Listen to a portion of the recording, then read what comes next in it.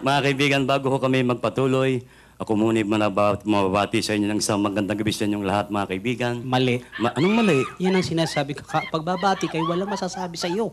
Nung English ang bati ko, mali. Ngayong Tagalog, mali pa rin. Ulitin mo. Magandang gabi sa inyong lahat, mga kaibigan. Ikaw ba siguradong lahat yan ay mga kaibigan mo?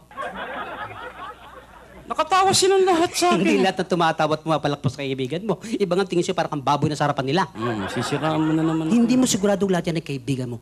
Tanggalin mo sa tang kaibigan na makasigurado ka. Wala nang kaibigan. Dapat. Pwede nang bumati. Ayusin mo. Magandang gabi sa inyong lahat. Kanino mo sinasabi yan? Sa kanya lang lahat. Pag nagsalita ka rito, lumabas sa speakers, narig na lahat, alam nilang patungkol sa lahat yan. Anong gagawin? Tanggalin mo yung lahat. Wala nang lahat. Dapat. Pwede nang bumati. Ayusin mo. Magandang gabi sa inyo. May kakulitan ka rin. Bakit nga? Alang man tayong dalawa magbatian dito. Siyempre. Kanino mo sinasabi yan? Sa kanila. Alam nilang para sa kalang tanggalin mo inyo. Wala nang inyo. Dapat.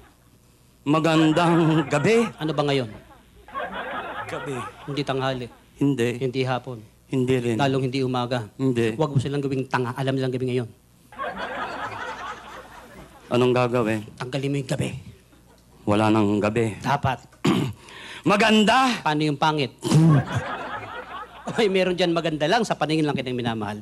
Paano karapang tawagin maganda? Tulad mo sila yung pinuding marunong masaktan. Anong gagawin? Tanggalin mo yung maganda. Wala nang maganda. Dapat. Pwede nang bumati. Ayusin mo. We. Sa akin mga nasa harapan. Paano yung nasa tagliran mo? Yan. Importante lang ba sa harapan dyan na tinutumbok mo? Anong gagawin? Eh, tanggalin mo yung harapan.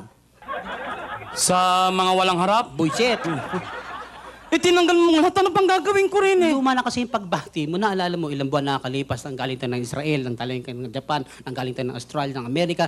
Naintindihan ba mga tao na sinabi mo? Pasensya sila. Pilipino tayo eh. Mali yun. Galing tayo international language, sign language. Wala namang sign language ah. Tignan mo yung gagawin ko. Paano?